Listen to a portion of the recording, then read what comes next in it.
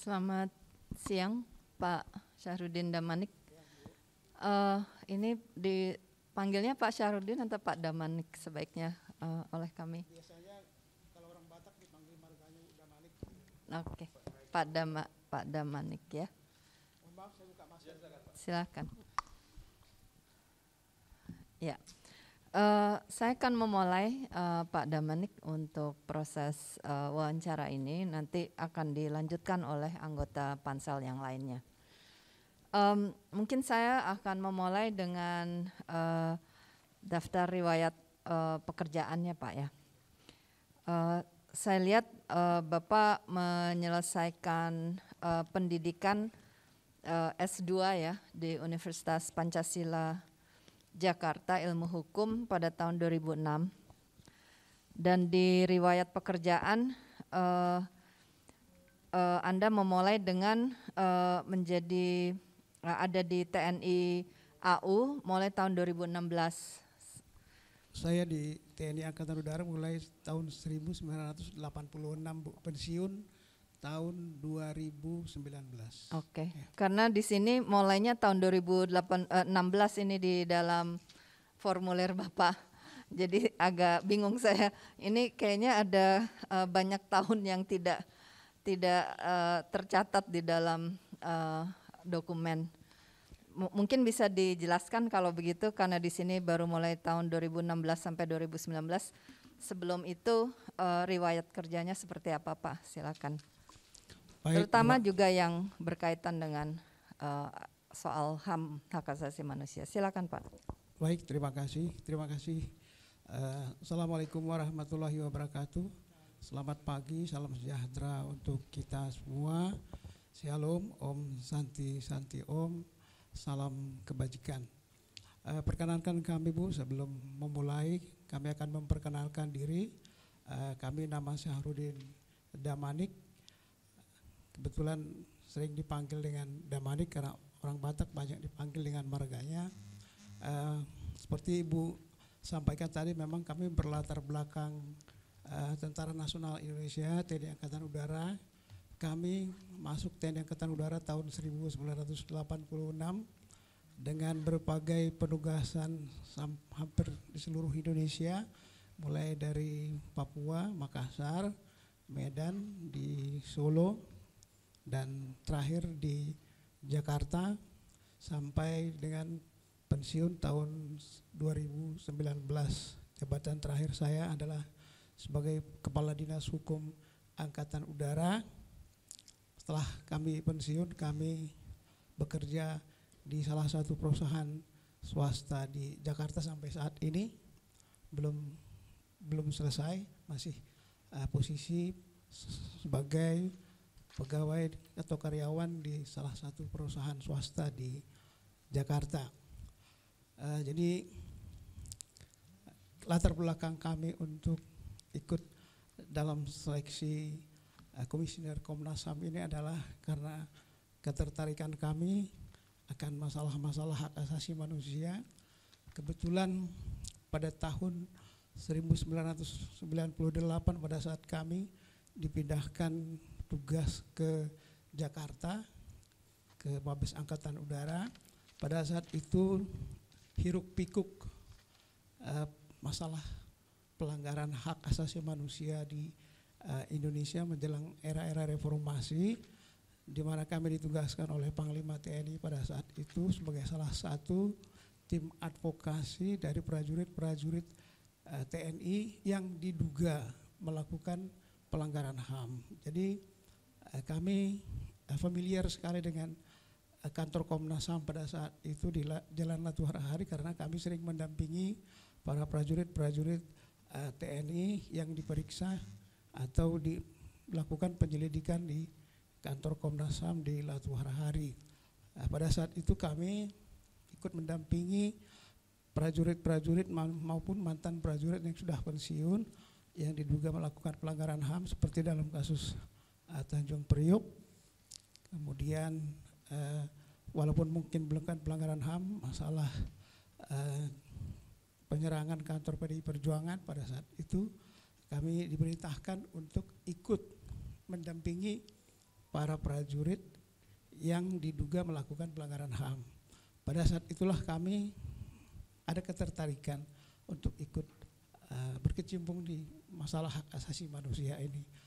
Kemudian karena masih berstatus tentara kan tidak mungkin ikut seleksi. Setelah kami pensiun 2019 seleksi sudah lewat. Jadi kami menunggu saat ini pas untuk ikut seleksi. Yang kami ikuti masalah komisi-komisi yang ada di negara kita ini, terus terang hanya saya pernah ikut baru sekali ini tes untuk ikut sebagai komisioner. Kami tidak tertarik di komisioner bidang lain karena memang kami tertariknya di masalah kemanusiaan begitu. Itu mungkin sebagai pembukaan dari saya. Masalah materi mungkin kita diskusikan lebih lanjut. Terima kasih, Bu. Terima kasih Pak Damanik.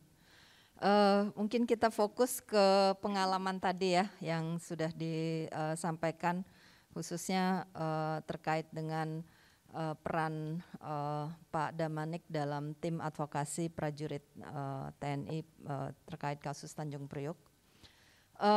Mungkin bisakah Bapak menceritakan atau memberikan gambaran kepada kami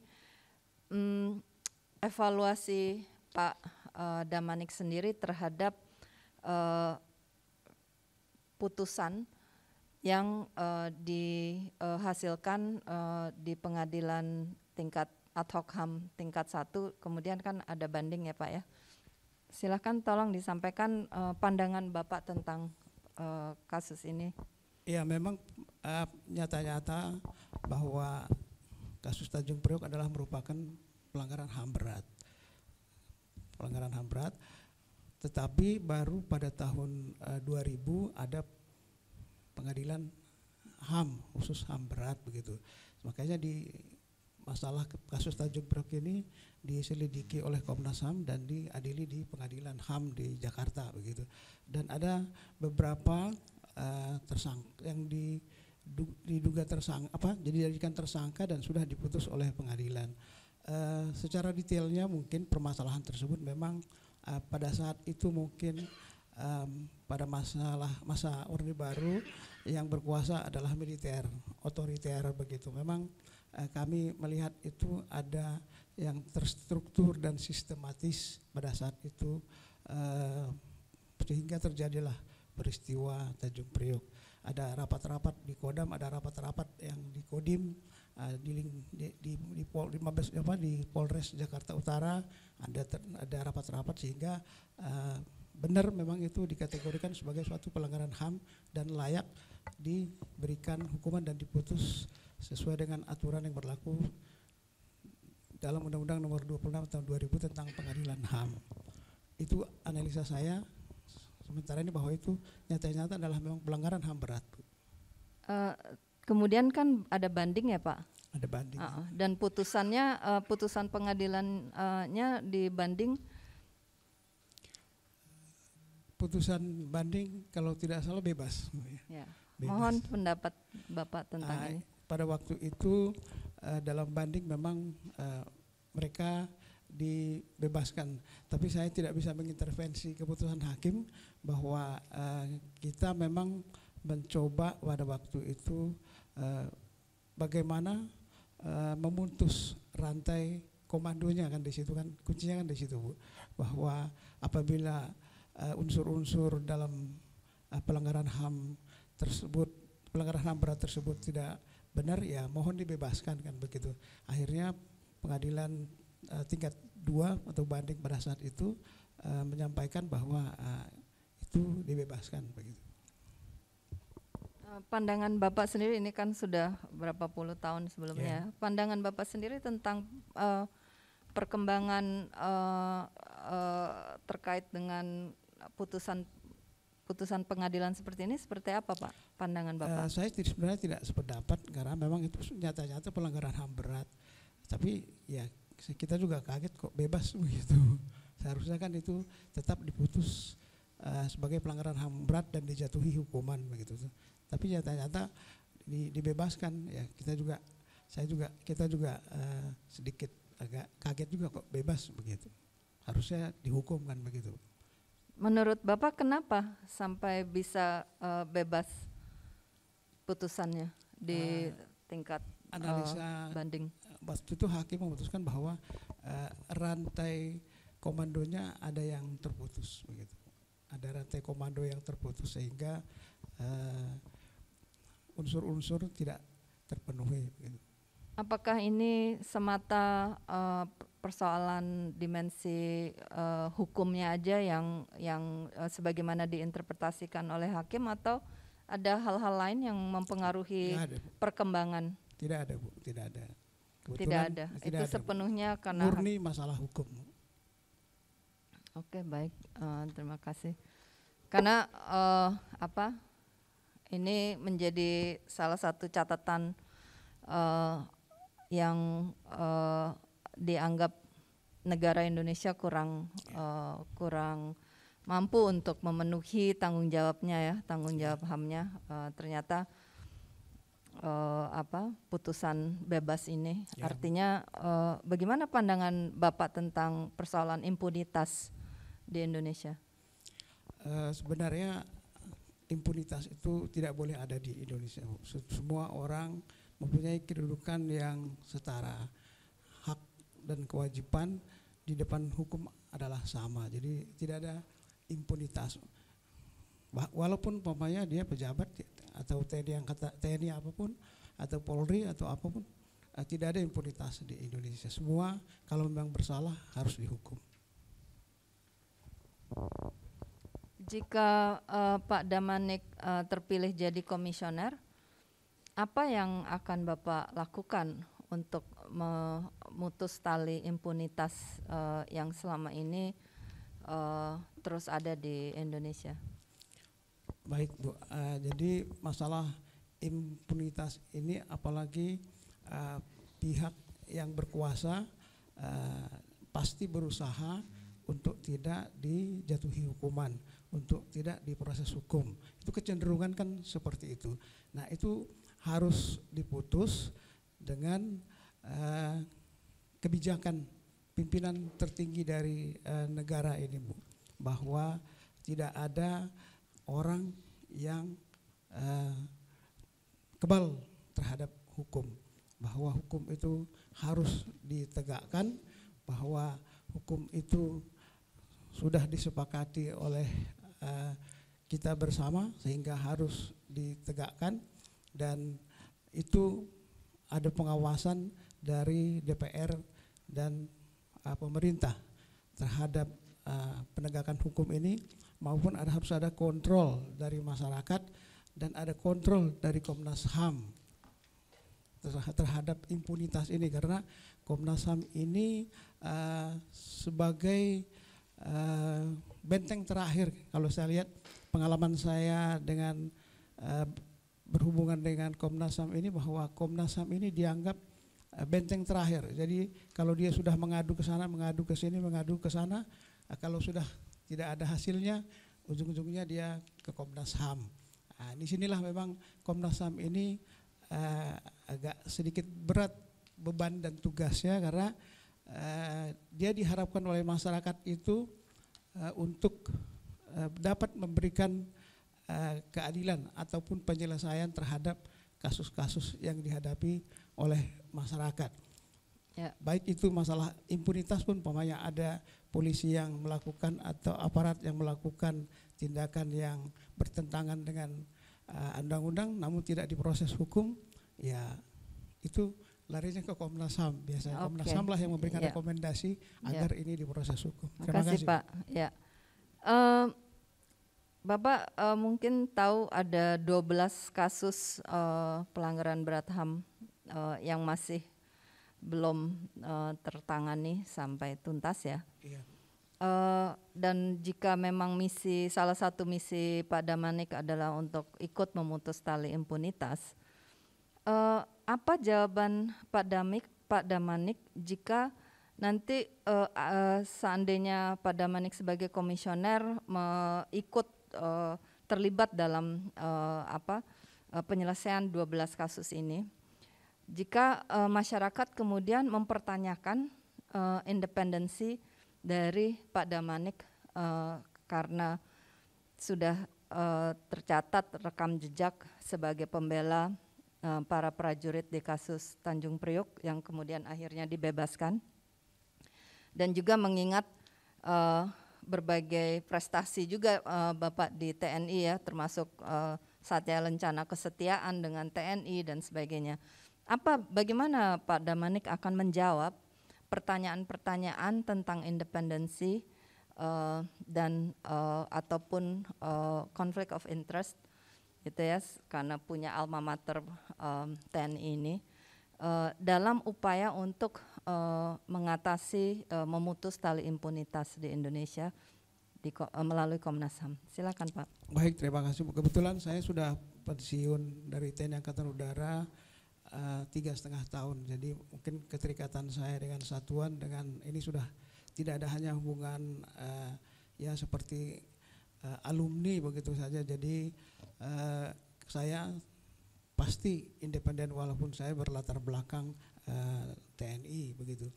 Masalah 12 kasus yang sampai saat ini belum bisa dituntaskan, kalau saya amati dan baca dari media atau dari baik elektronik maupun media yang cetak begitu, bahwa memang kesulitan Komnas HAM ini dalam menyelesaikan 12 kasus pelanggaran HAM ini adalah masalah sulitnya alat bukti begitu, sulitnya alat bukti. Mungkin saksi-saksi atau orang-orangnya mungkin banyak, mungkin ada ratusan yang bisa dijadikan sebagai saksi manusia, tapi kesulitannya adalah di alat bukti. Nah, seandainya saya terpilih menjadi komisioner Komnas HAM, saya akan coba kira-kira permasalahannya ini di mana, handicapnya di mana, apa sih kesulitan untuk mencari alat bukti di dalam kasus pelanggaran HAM ini supaya Kejaksaan Agung selaku penyidik dari pelanggaran HAM berat ini tidak mengembalikan berkas-berkas itu bolak-balik ke Komnas HAM dengan alasan perlu perbaikan karena tidak adanya alat bukti. Jadi mungkin dengan kemampuan yang ada pada saya akan mencoba menelisik kira-kira alat bukti apa yang bisa kita cari, kita teliti dengan menggunakan para ahli-ahli, kira-kira apa yang bisa kita cari alat buktinya supaya ini bisa dilanjutkan ke penyidik dan penyidik melanjutkan ke pengadilan hak asasi manusia. Okay. Nah, itu mungkin dari saya, dan kalau ini sudah berlarut-larut ya mungkin bisa rekonsiliasi mungkin, tapi sudah terakhir sekali kalau itu sudah tidak ada lagi jalan sulit di kemudian hari untuk mencari alat buktinya, tapi peluangnya untuk rekonsiliasi mungkin pasti akan terjadi penolakan dari masyarakat maupun dari pihak-pihak lain. Tetapi karena itu dimungkinkan oleh undang-undang, diadakan rekonsiliasi. Okay. Tapi itu istilahnya pilihan terakhir. Tapi akan diusahakan bagaimana caranya supaya alat bukti itu bisa terpenuhi, supaya ini bisa disidik oleh Kejaksaan Agung dibawa ke pengadilan HAM.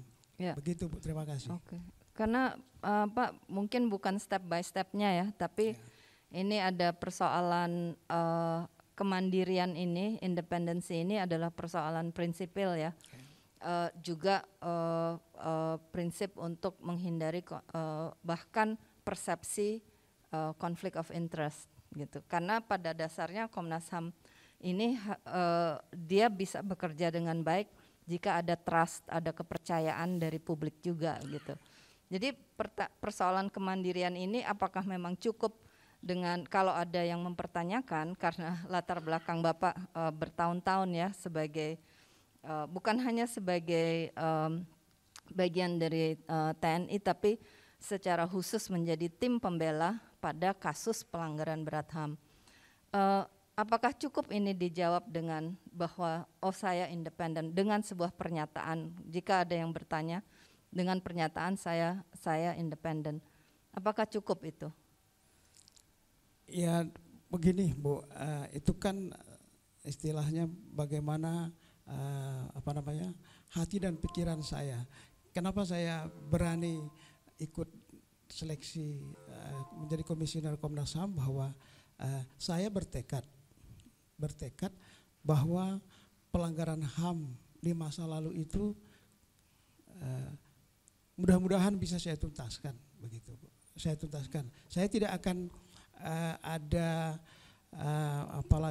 tidak ada ikatan-ikatan bahwa pelanggar-pelanggar HAM itu adalah teman-teman saya, begitu ya. Tapi mereka kan juga sudah tidak banyak sudah meninggal juga, banyak yang ada yang masih hidup, begitu.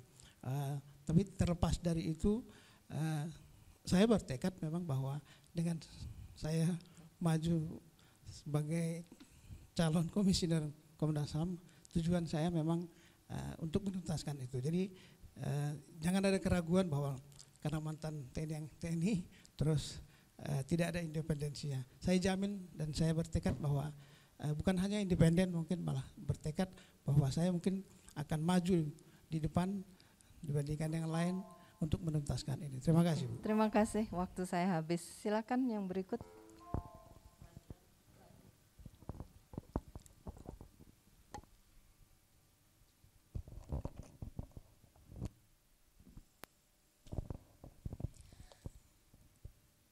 Selamat siang Pak, aku kok lupa namanya. Selamat siang Bu. Pak Syahrudin. Lebih Pak Syahrudin apa Pak Damanik Pak? Pak Damanik aja Bu. Damanik ya. Sehat ya Pak ya? Sehat Bu. Jadi Bapak berapa tahun Pak di TNI? 33 tahun lebih Bu. 33 tahun. Ya. Dan 3 tahun terakhir ini Bapak masuk PT KCIC. Di perusahaan PT Kereta Cepat. Singkatan apa itu Pak? PT Kereta Cepat Indonesia Cina Bu. Kereta Cepat Indonesia Cina. Proyeknya namanya Kereta Cepat Jakarta Bandung. Oke. Kami saya mulai dari laporan masyarakat dulu ya Pak ya. Iya ya Bu. Ini yang dilaporkan, nah ini mohon klarifikasi Bapak. KCIC dilaporkan oleh Paguyuban Margawangi Estate Cijawaru ke Komnas HAM atas dugaan perusakan dan pencemaran lingkungan serta pemukiman warga yang diakibatkan oleh pembangunan jalur kereta cepat. Lalu juga pengeboman terowongan KCIC di area proyek tunnel di wilayah Padalarang, Jawa Barat. Ya, Bu. Boleh dijelaskan Pak? Baik, terima kasih Bu. Masalah Margawangi itu kebetulan Pak Sigalingging pensiunan polisi memang berkeinginan untuk tanahnya dibebaskan karena sepanjang trase, sepanjang rel maksudnya Bu, kita bebaskan.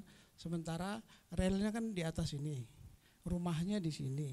Jadi rumah sepanjang yang berjejer dengan dia itu tidak mungkin kita bebaskan karena pembebasan lahan ini adalah berdasarkan Undang-Undang Nomor 2 Tahun 2012 tentang pengadaan tanah untuk kepentingan umum. Jadi dia itu sebenarnya bukan hanya mengadu ke Komnas HAM Bu. Saya sudah menghadapi Pak Sigalingging ini mulai dari Polres, mulai dari sampai wali kota, sampai gubernur, sampai Setnek, sampai ke Kementerian Lingkungan Hidup, sampai ujung-ujungnya ke Komnas HAM. Seperti saya katakan tadi, Komnas HAM ini dianggap sebagai benteng terakhir, begitu Bu.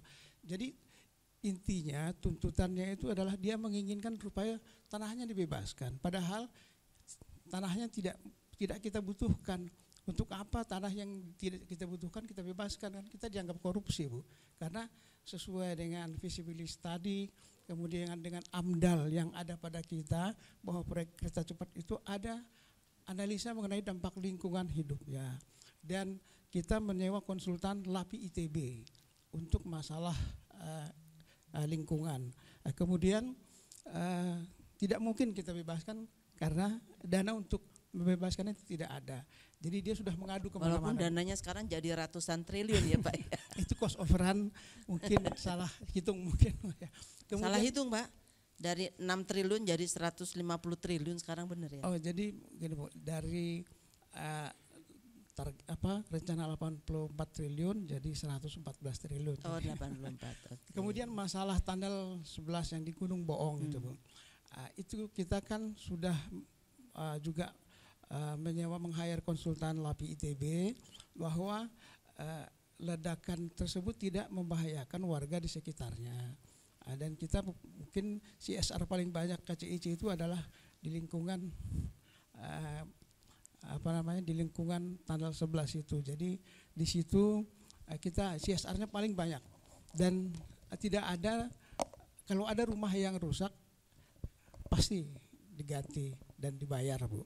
Dan dari hasil konsultasi dengan LAPI ITB bahwa itu tidak membahayakan, dan sekarang proyek tersebut, tunnel tersebut, terowongan tersebut sudah selesai. Buktinya kan tidak ada yang rusak rumah, lingkungan juga tidak ada yang rusak. Kan kadang-kadang mereka protes masalah banjir. Saya bilang namanya lembah cukup teratai. Pak, kalau itu lain lagi soalnya ya. Jadi berikutnya Anda membuat paper. Bener ya Pak ya, paper Bapak cuma 1,5 halaman. Ya. Karena yang diminta adalah tantangan Komnas HAM. Iya, Bu. Lalu menurut Bapak ini tantangannya apa Pak ya? Tantangannya begini, Bu. Jadi kan sesuai dengan amanat undang-undang terhadap kepada Komnas HAM itu seperti masalah pengkajian dan penelitian begitu. Ya menurut saya bahwa sekarang ini pengkajian dan penelitian yang dilakukan oleh Komnas HAM itu belum maksimal, Bu. Jadi contohnya adalah masalah itu pengkajian. Tantangan utama ya Pak. Salah satu. Ya. Bukan itu aja, Mas. Atau ada Yang lainnya apa Pak? Karena Anda nggak bicara yang lain nih. Di sini Anda bicara Komnas HAM harus dihindari jadi keranjang sampah atau macan ompong. Ya, lalu personel Komnas HAM harus harus netral, tidak diskriminatif dan tidak berpaham radikal. Ya. Apa ini hal-hal yang paling penting Pak untuk Komnas HAM? Ya mungkin begini, Bu, terutama masalah pembuatan rekomendasi, Bu. Pembuatan rekomendasi itu memang Komnas HAM itu kan tidak boleh dipengaruhi oleh kepentingan. Tapi Bapak nggak bicara rekomendasi Pak di sini Pak. Oh ya, atau lupa ya? Lupa. Oke. Tapi ada kan, karena di sini nggak ada Pak rekomendasinya. Iya, salah satu tugas Komnas HAM kan memberikan rekomendasi, Bu ya. Memberikan rekomendasi, mungkin lupa pada waktu itu, Bu. Kan ya mungkin ingat. Ya pada waktunya 3 bulan Pak ya, waktu itu kita kasih waktu pendaftaran. Iya, Kayaknya iya, Bapak ini agak seadanya itu Pak ya. Harusnya tentara nggak boleh seadanya loh Pak. Iya, Bu. Bapak saya tentara soalnya. Iya, Bu. Oke, lalu kesimpulan Anda adalah ada 3, Komnas HAM harus memanfaatkan IT, Iya, Bu. kemudian yang kedua personelnya harus punya visi misi kecerdasan dan tidak bekerja seperti LSM pesanan, dan yang ketiga personelnya tidak berpaham radikal. Iya. Pertanyaan saya adalah apa menurut Anda 3 hal inilah yang harus dibereskan dari yang lainnya baik-baik saja gitu? Karena waktunya sangat terbatas, mungkin banyak hal-hal yang perlu. Saya bilang Bapak waktunya 3 bulan loh pendaftaran loh Pak. Iya, Bu. Tapi kadang-kadang kan Oke, kalau menurut Anda sekarang apa sih yang harusnya dikerjakan oleh Komnas HAM? Oke, mulai dari kelemahannya Pak. Kelemahan utama Komnas HAM itu apa? Banyak bertindak seperti birokrat, Bu. Misalnya? Birokrat, jadi tidak proaktif dalam menjangkau potensi-potensi pelanggaran HAM. Jadi tidak hanya cukup proaktif, tapi ada istilahnya preemptif mungkin. Preemptif, jadi Komnas HAM itu sudah bisa memetakan kira-kira di area-area mana yang berpotensi terjadinya pelanggaran HAM. Umpamanya masalah diskriminasi, masalah SARA, masalah konflik kepercayaan di daerah-daerah tertentu. Itu harus dia preemptif, Bu. Jadi sudah tahu bahwa pelanggaran HAM di sana pasti akan terjadi. Harusnya dia istilahnya pertama memberikan penyuluhan dan sosialisasi dulu bahwa ada aturan-aturan HAM yang mengatakan seperti ini, tolong dipatuhi, jangan sampai terjadi pelanggaran HAM. Jadi preemptif, bukan hanya proaktif lagi. Ini loh, jangan sampai terjadi pelanggaran HAM, umpamanya ini daerah tambang, sudah potensi pelanggaran HAM pasti ada di sini. Ya kita datang ke sana, kita sosialisasikan bahwa ini berpotensi pelanggaran HAM. Tolong. Jadi Dan istilahnya menurut Anda korporasi-korporasi itu akan dengan tangan terbuka menerima Komnas HAM gitu? kan ada tangan yang bisa kita gunakan, Bu. Kementerian SDM umpamanya minta supaya Artinya kita masuk apa ke itu sana. Pak? Apa itu, Bu? Artinya apa itu? Kita minta tolong. Ya, jadi harus kerjasama ya Harus Pak. kerjasama, tidak bisa Kolaborasi. sendiri, nggak bisa Ya, mungkin dan di sendiri. kesimpulan Bapak ini nggak ada kolaborasi tadi. Ada, Bu. Di dalam otak saya waktu itu ada, belum mungkin. Oh, dalam saya lupa. otaknya ada tapi nggak ditaruh di sini Pak. Iya, Saya Bu. kan bukan mind reader ya Pak Ihsan ya. Jadi Tidak kolaborasi bisa membaca tetap- yang tidak Anda tuliskan. Ya, tetap kolaborasi itu adalah yang utama, tidak bisa kita kerja Oke. sendiri, Bu. Mungkin nanti lain kali kalau menulis agak lebih komplit Pak. Ya, Bu, makasih, Bu. Nah itu. Selain itu memang agak minim ya pembicaraan tentang hak asasi manusia. Tapi Bapak familiar nggak dengan posisi Indonesia sebagai presidensi G20 sekarang? Bapak ikuti? Familiar, Bu. Menurut Anda ada hubungannya nggak sih G20 dengan human rights? Bisa ada, Bu. Bisa ada. Boleh dijelaskan Pak? Mungkin dari G20 itu apa sih Pak? G20 bahwa ada 20 negara yang akan berkumpul di Indonesia. 19 negara Pak, bukan 19 20. negara dengan Indonesia jadi 20. Bu. Bukan Pak, yang satu itu European Union. Oh iya. Ya. Bapak harus Iya, Bu. itu kan ke internasional kita perlu juga. Iya, ya, Bu. Jadi Yang ditangani apa Pak dalam G20 itu utamanya? kebetulan kan kita juga terlibat di dalam rangka G20 ini, Bu. Ya. Untuk Ya. menyiapkan Jadi misi G20 yang utama itu apa Pak tujuannya? G20 ini memang misinya adalah terutama adalah masalah ekonomi, Bu, masalah perdagangan kan begitu, masalah perdagangan. Jadi hubungannya dengan HAM? Di tengah perdagangan ini kemungkinan berpotensi negara-negara yang kuat ekonominya bisa mendikte atau memaksakan kehendak kepada negara kita untuk contohnya adalah mengimpor, kita supaya mengimpor barang-barang atau bahan makanan yang harus sebenarnya bisa dipenuhi oleh Indonesia, sehingga itu dapat menyengsarakan. Kayaknya Bapak harus banyak lagi baca tentang G20 ya Pak ya. Karena bicara dengan bagaimana climate change, bagaimana buruh dan lain-lainnya. Ya, ya. Saya serahkan kepada Pak. Baik, makasih Prof. Tuti. Baik, Saudara Damanik, jadi senang sekali Anda sudah sampai pada tahap ini. Selamat, Anda sudah sampai pada tahap ini. Saya ingin melanjutkan beberapa hal yang ini, tapi merujuk pada paper Anda. Ya. Jadi memang meskipun saya lihat memang ringkas-ringkas, tapi statementnya cukup keras ini sebetulnya. Jadi menurut saya, saya ingin gali lebih jauh sebetulnya bagaimana Anda sebetulnya memang melihat Komnas HAM sebagai keranjang sampah selama ini. Bisa dijelaskan lebih mendasar mungkin, karena di balik Anda membuat statement ini tentunya banyak hal sebetulnya yang hal substantif yang Anda bayangkan. Kira-kira begitu. Baik, Silakan. Pak. Terima kasih. Jadi kalau itu dianggap vulgar mungkin saya mohon maaf, tapi karena pada kenyataannya sepertinya seluruh permasalahan di negara ini dianggap kalau tidak bisa diselesaikan oleh instansi terkait, larinya ke Komnas HAM begitu Pak. Jadi Komnas HAM apa bisa menyelesaikan itu semua kan begitu Pak. Itu mission impossible kan begitu Pak. Masalah pertanahan, masalah pertambangan, masalah ketenagakerjaan, masalah perdagangan orang, masalah narkotika, masalah politik, masalah macam-macam itu kalau tidak bisa diselesaikan di instansi terkait, larinya ke Komnas HAM Pak. Jadi Komnas HAM itu sibuk dengan urusan yang kadang-kadang bukan urusannya begitu Pak.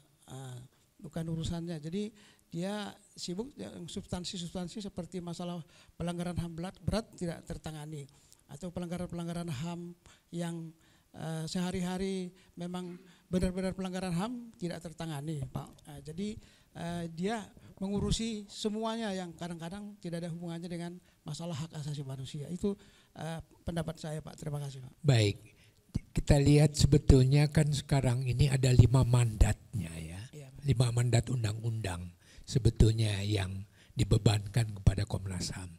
Oke, Undang-Undang 39 soal pemantauan, penyuluhan, kemudian juga Undang-Undang nomor 20 bicara juga tentang penyelidikan HAM berat. Kemudian juga ada tentang diskriminasi. Nah, ada juga Undang-Undang nomor 7 tentang konflik sosial, penanganan konflik sosial.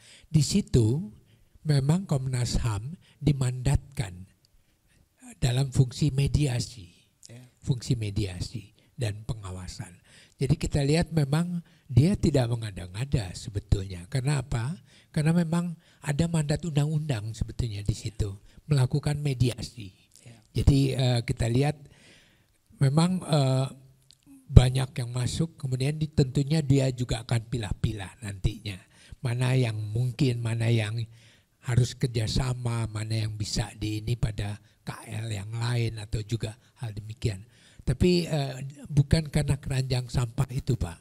Jadi ya tolong dipahami juga, karena memang ada mandat undang-undang dia melakukan mediasi untuk menyelesaikan kasus konflik-konflik sosial yang ada. Nah, sayangnya memang sekarang ini kalau kita lihat dari pengaduan yang masuk pada Komnas HAM memang soal agraria, soal tanah, termasuk juga yang terkait tadi ya dengan PT KCIC, kemudian juga soal kebebasan beragama dan lain-lain. Saya kira itu memang satu hal yang harus dipahami karena Anda akan menjadi komisioner HAM nantinya, kira-kira begitu. Jadi memang ada beberapa mandat undang-undang, termasuk juga pada kekerasan seksual. Ini undang-undang yang baru. Dia juga harus siap untuk memediasi atau melakukan pengawasan terhadap hal itu. Saya kira itu yang ini. Nah, kemudian yang kedua, ini juga terkait sebetulnya dengan posisi kelihatannya ya. Ini statement yang kedua yang juga buat saya keras juga, macan ompong. Jadi mungkin juga bisa dijelaskan lebih lanjut karena ini memang statementnya keras tapi penjelasannya sedikit di sini. Mungkin bisa dijelaskan juga. Tapi ini kaitannya dengan soal ya mungkin positioning atau juga yang lainnya. Silakan, Pak. Baik, Pak. Mungkin sedikit vulgar mungkin karena latar belakang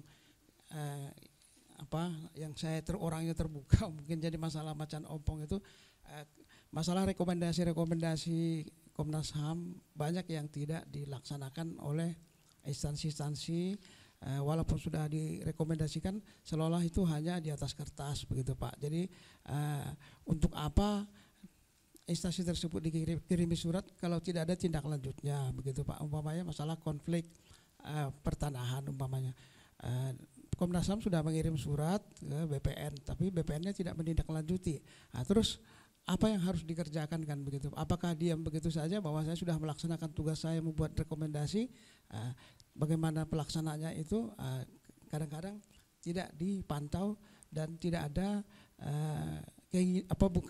bukan keinginan, tidak ada tindak lanjutnya begitu, Pak. Harusnya kan ya kalau perlu didatangi, Pak, kenapa ini rekomendasi kami ini tidak dilaksanakan, kenapa ini dianggap seperti surat biasa saja, padahal kami sudah merekomendasikan untuk menyelesaikan konflik ini, tolong diselesaikan. Jadi harus ada pemantauan, Pak. Jadi tidak hanya sekedar menulis surat saja, tapi dipantau, datangin itu instansi itu, ini gimana nih, kamu tahu nggak ini Komnas HAM ada dasar undang-undang untuk memberikan rekomendasi seperti ini, tujuannya bukan sekedar hanya rekomendasi atau omong kosong saja, tapi harus ditindaklanjuti begitu, Pak. Itu jadi kalau saya umpamanya terpilih ya saya datangin, Pak. Ini bagaimana nih? Apakah kamu anggap remeh ini rekomendasi kita ini? Tolong dong ditindaklanjuti, kalau enggak kamu lapor ke atasan yang bersangkutan begitu, Pak. Jadi ada pasca rekomendasi itu harus jelas gitu loh, Pak. Jadi jangan diem saja begitu, Pak. Terima kasih, Pak. Baik, jadi kita lihat memang dari sejarahnya memang ada periode-periode ketika periode awal atau juga ya periode awal, kemudian periode Baharudin Lopa, kemudian periode itu posisi Komnas HAM sangat disegani, kita lihat ya. Memang kemudian ada naik turunnya lah. Jadi kalau Anda melihat 5 tahun terakhir ini bagaimana? Sudah terjadi ya katakanlah respect katakanlah orang-orang di Indonesia ini terhadap Komnas HAM terjadi peningkatan tidak menurut Anda? Kalau secara kualitas terus terang saja tidak ada peningkatan, tapi banyak muncul di media begitu Pak. Lebih banyak muncul di medianya ya. Ya Pak. Tetapi secara kualitas karena saya amati mungkin secara kualitas mungkin tidak meningkat begitu Pak. Iya, oke. Kita lihat juga Komnas HAM kan memang katakanlah lembaga setingkat lembaga negara ya, lihat ya. Jadi tapi Anda melihat bahwa kok kayak model LSM gitu. Ini pernyataan Anda ya. Betul atau bagaimana sebetulnya Anda melihat hal ini? Iya Pak, pengamatan saya seperti itu Pak. Bahwa seperti belum bisa menghilangkan stigma sebagai mantan lembaga swadaya masyarakat begitu Pak. Jadi masih banyak saya lihat kebijakan maupun tindakannya itu masih seperti LSM. Padahal kan dia sudah merupakan suatu lembaga negara yang memang cara berpikir dan cara bertindaknya memang harus berbeda dari LSM begitu. Auxiliary ya, jadi ya setingkat dengan lembaga-lembaga yang lainnya. Jadi nah karena itu kira-kira apa yang harus ditingkatkan dalam kaitan ini? Jadi oke lah orangnya mungkin juga berubah, tapi juga sebagai satu kelembagaan supaya dia tidak jadi macan ompong inilah. Kira-kira apa yang harus dilakukan? Tadi Anda sudah melihat bahwa kemungkinan sama, tapi ke dalamnya apa kira-kira menurut Pak Damanik? Komnas HAM itu memang bekerja adalah atas dasar undang-undang kan begitu Pak. Tidak bisa dia bekerja seenaknya dia sendiri kan begitu Pak. Ada tetap normatifnya kan yang harus dipatuhi kan tetap ada Pak. Jadi memang pertama-tama kita harus lihat dari niat baik dan performanya Pak. Apakah memang dia aktif atau proaktif atau preemptif menjangkau potensi-potensi pelanggaran HAM atau menangani pelanggaran HAM yang sudah ada. Jadi tidak hanya istilahnya menunggu laporan, setelah ada laporan baru tindak gitu. Sementara kita lihat bahwa potensi pelanggaran HAM itu ada di mana-mana begitu. Potensi yang itu Pak. Baik, terima kasih. Waktu saya sudah habis, saya indikan pada Prof. Ayumani.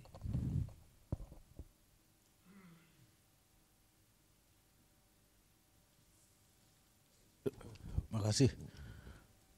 Saudara Damanik, saya ingin selamat ya pertama lebih dahulu ya atas usaha perjuangan Anda untuk menjadi anggota Komnas HAM gitu. Terima kasih Pak. Saya ingin kembali tadi nanya itu berapa lama Anda aktif sebagai anggota TNI AU? 33 tahun. 33 tahun. Ya, Pak. Nah pertanyaan saya kira-kira dalam pengalaman di TNI AU selama 33 tahun itu kira-kira konsep, cara berpikir dan perilaku kebiasaan gitu ya di TNI yang kira-kira kompatibel, yang kira-kira cocok dengan Komnas HAM itu apa?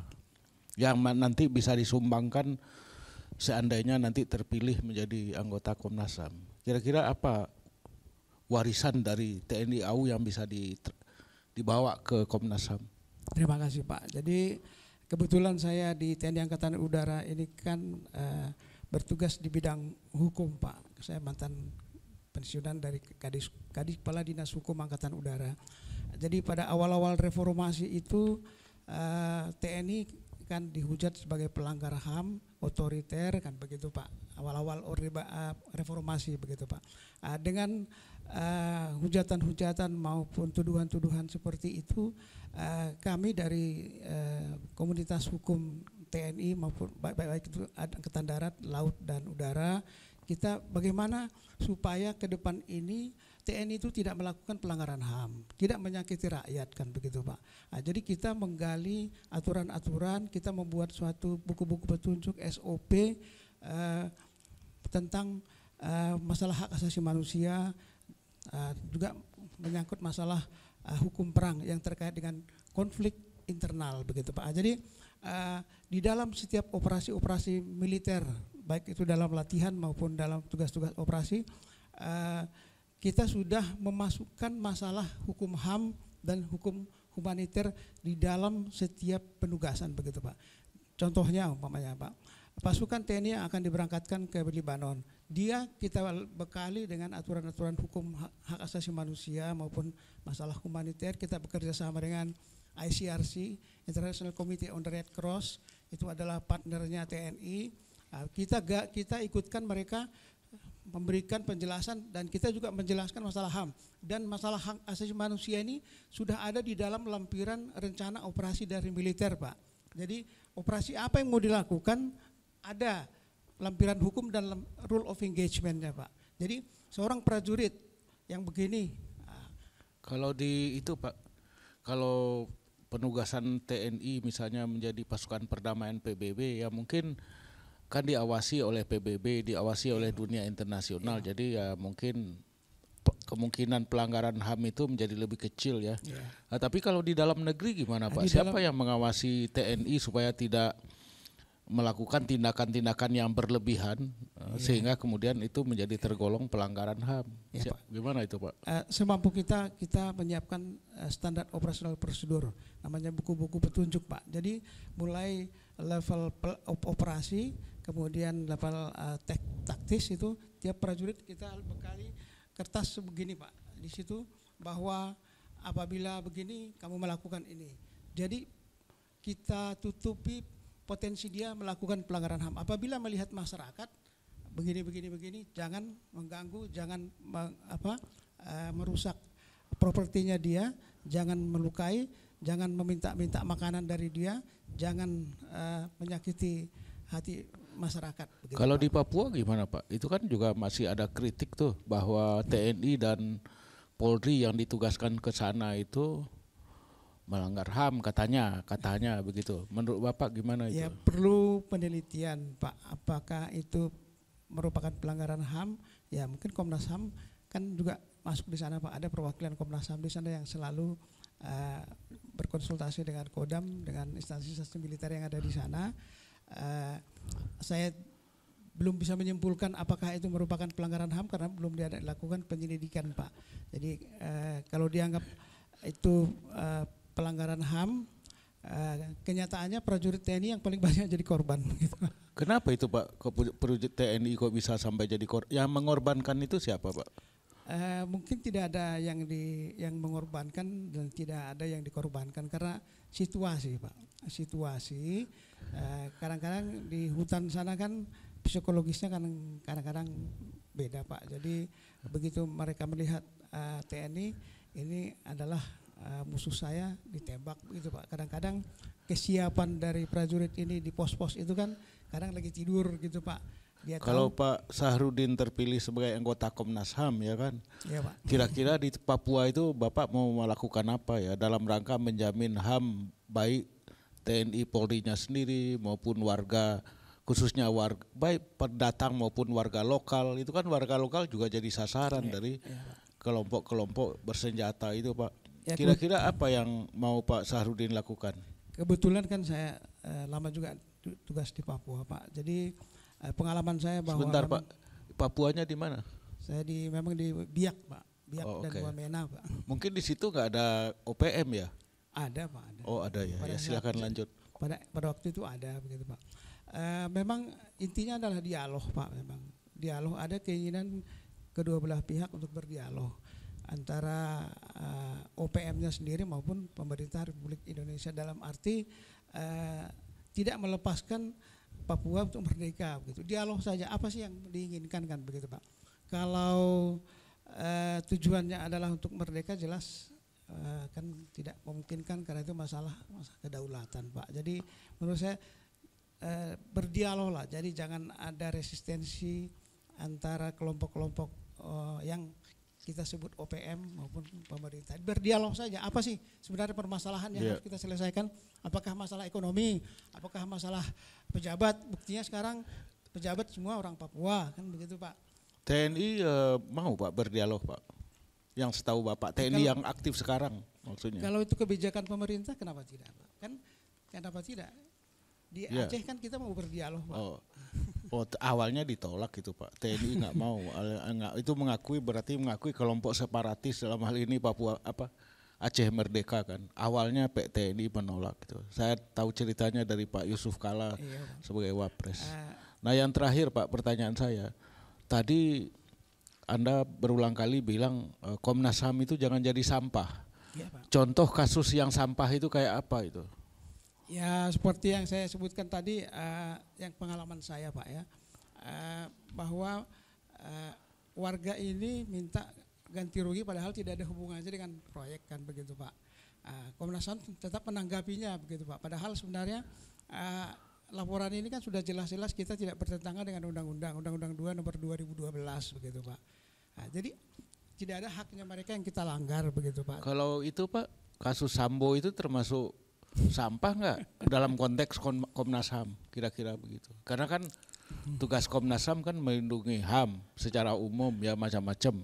Ya, apakah dalam konteks itu polisi nembak polisi itu termasuk urusan Komnas HAM? Kalau perkaranya sendiri, kejadiannya sendiri kan belum tuntas Pak, belum tuntas, jadi masih sama-sama melakukan istilahnya penyelidikan lah, atau melakukan Komnas HAM dalam konteks ini mungkin karena diikutkan sebagai tim khusus oleh Kapolri, mungkin dia berperan serta. Nanti setelah berita acara pemeriksaannya tuntas, baru kita bisa lihat apakah ada unsur pelanggaran HAM-nya atau tidak, kan nanti kita lihat di sana Pak. Jadi kita kan tidak bisa menduga-duga ataupun opini kalau belum selesai pemeriksaannya Pak. Begitu. Baik Pak, terima kasih. Saya silakan kepada Pak Makarim. Terima kasih. Terima kasih Pak Sarudin. Ya, saya Pak. mendengar dengan seksama apa yang sudah disampaikan. Saya namain ya beberapa pertanyaan. Di dalam tulisan paper Bapak ya, itu antara lain itu mengusahakan supaya Komnas HAM itu ke depan itu menjadi lebih berwibawa, Pak. lebih responsif gitu. Iya Pak. Coba bisa gambarkan sekarang bagaimana menurut persepsi Pak Damanik ini mengenai Komnas HAM sekarang, ya.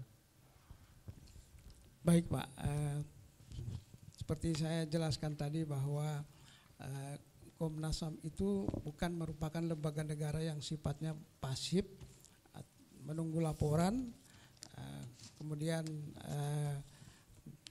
dia tidak meneliti ke lapangan, berdasarkan surat-surat saja dia sudah memberikan suatu rekomendasi. Harusnya kalau memang itu ada potensi pelanggaran HAM atau sudah ada pelanggaran HAM di situ, harusnya kan dia turun ke lapangan kan begitu. Turun ke lapangan, ya pasti ada hambatan, tapi bisa berkolaborasi dengan pemerintah, baik itu pemerintah daerah maupun pemerintah pusat maupun instansi pemerintah lain.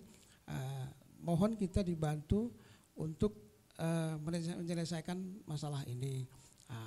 Apakah laporan ini benar?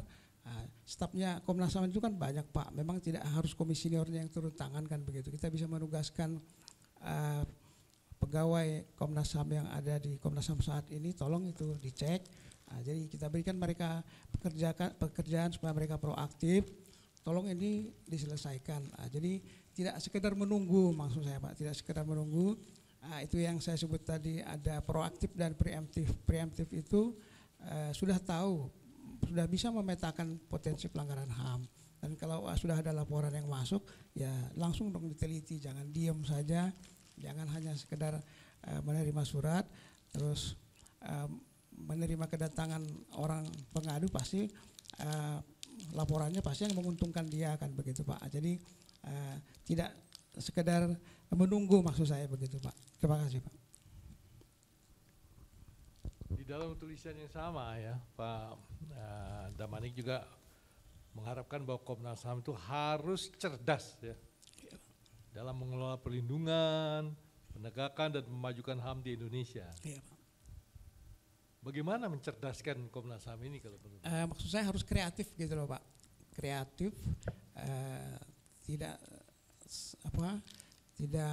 stagnan begitu, jadi harus kreatif. Umpamanya untuk mencari alat bukti dalam pelanggaran HAM berat, bagaimana kreativitas kita supaya itu bisa didapatkan, kan begitu Pak. Jadi istilahnya kalau memang belum terpenuhi alat bukti, dikirim ke Kejaksaan Agung, balik lagi ke Komnas HAM, kan begitu. Jangan istilahnya kayak TikTok begitu, bolak-balikan begitu. Ada kreativitas lah, kreativitas dalam bidang penyuluhan, kreativitas di dalam pengkajian, kreativitas dalam membuat dalam masalah melakukan pendidikan, kan begitu Pak. Nah, jadi seperti masalah penyuluhan umpamanya, ada websitenya Komnas HAM, memang setelah saya buka, itu saya buka kan karena saya punya kepentingan saja Pak. Kalau masyarakat umum ya mungkin membuka website Komnas HAM itu belum tentu dia buka karena tidak ada kepentingannya, kan begitu Pak. Apakah dengan begitu saja sudah dianggap penyuluhan itu sudah jalan, kan begitu Pak. Nah, itu belum tentu Pak. Bagaimana kalau di dalam kurikulum sekolah, bahkan mulai dari sekolah dasar, sekolah menengah pertama maupun SMA, apakah sudah ada di PPKN, tapi porsinya sangat kecil saya lihat.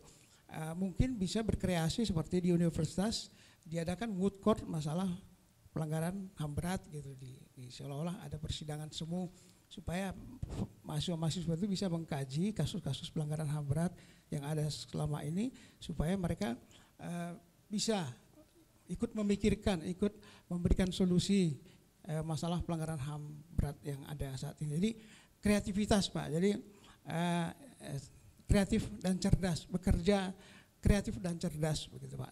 Jadi tidak stagnan dan tidak konvensional begitu Pak. Terima kasih Pak. Pak Damani mungkin aware ya bahwa Komnas HAM ini kan juga merupakan bagian dari Komnas HAM internasional ya. Iya Pak. Nah biasanya konvensi atau covenant atau apa yang ada di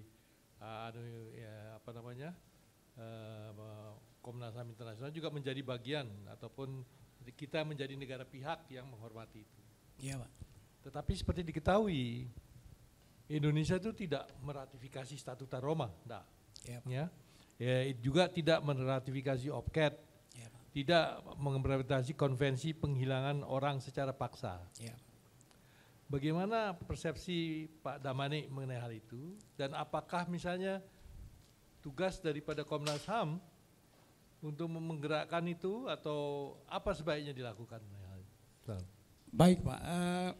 Itu memang tugas Komnas HAM melakukan pengkajian dan penelitian Pak, terutama masalah Statuta Roma memang, tapi sebagian kan sudah kita insert di dalam Undang-Undang Nomor 26 Tahun 2000 tentang Pengadilan HAM, bahwa pelanggaran HAM berat itu adalah genosida dan kejahatan terhadap kemanusiaan.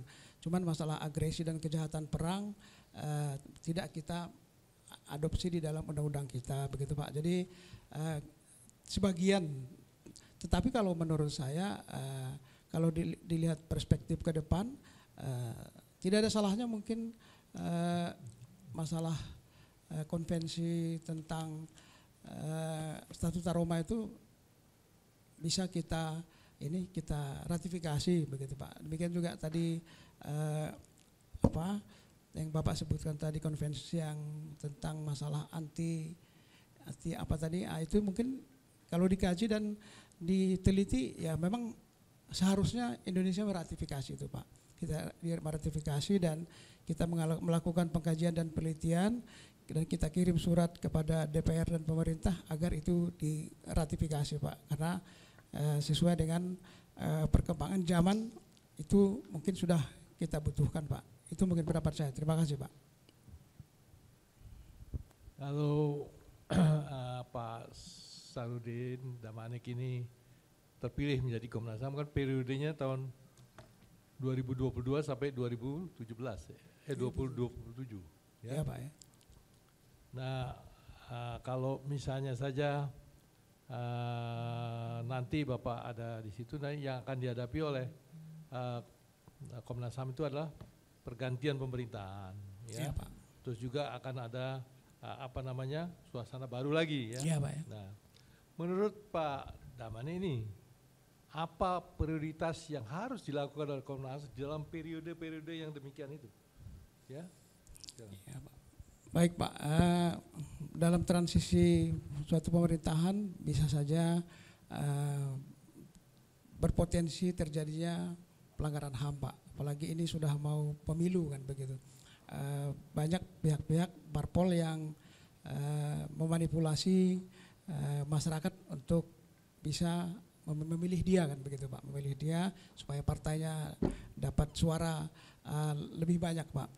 Jadi kita harus memantau dan memberikan saran-saran dan rekomendasi kepada pemerintah, kepada partai politik, kepada DPR supaya transisi pemerintahan ini bisa berjalan dengan baik, tidak berpotensi terjadinya kekacauan, tidak berpotensi terjadinya pelanggaran HAM, dan kita harapkan apabila sudah terjadi pergantian kepemimpinan, pergantian rezim, bahwa masalah hak asasi manusia ini yang tidak atau belum selesai pada periode rezim sebelumnya untuk dilaksanakan Pak, karena janji kampanye itu biasanya manis-manis, tapi setelah dia berkuasa itu biasanya banyak yang tidak dilaksanakan Pak. Jadi kalau memang janji kampanye itu adalah ada menyangkut masalah HAM, kita harus monitor bahwa Bapak berjanji seperti ini, setelah dia berkuasa kita tagih Pak, bahwa ini janji-janji kampanye Bapak itu seperti ini harus dilaksanakan dengan begitu Pak. Jadi jangan hanya sekedar janji-janji, tetapi permasalahan HAM tidak dilaksanakan dan tidak tuntas begitu Pak. Kan mulai rezim-rezim sebelumnya juga berjanji akan menyelesaikan masalah pelanggaran HAM berat ini, tetapi kenyataannya kan sampai sekarang kan belum Pak begitu. Itu janjinya kita tagih Pak, janjinya kita tagih, dan perlindungan dan penegakan HAM itu harus lebih baik dibandingkan rezim sebelumnya, harus lebih baik itu Pak. Dan Komnas HAM adalah yang mengawal itu, karena tugas Komnas HAM untuk mengawal bagaimana hak asasi manusia itu dilindungi, ditegakkan di Republik Indonesia ini Pak. Terima kasih Pak. Pak Damani ini belnya udah bunyi nih, jadi saya mengucapkan terima kasih atas nama semua kelima teman ini. Terima kasih Pak. Ya, bahwa Bapak sudah ikut tes ini, memberi jawaban-jawaban yang melikupi visi juga ya. Kita akan segera mempertimbangkan ini semua dalam satu rapat dan akan menyampaikan hasilnya kepada Bapak waktu yang singkat lah, tidak lama. Mungkin bulan ini juga sudah akan mendengar. Jadi sekali lagi terima kasih Pak Sarudin Damanik. Terima kasih Pak, saya mohon maaf kalau ada ucapan-ucapan yang tidak berkenan. Terima kasih. Assalamualaikum warahmatullahi wabarakatuh. Selamat pagi menjelang siang. Terima kasih Pak.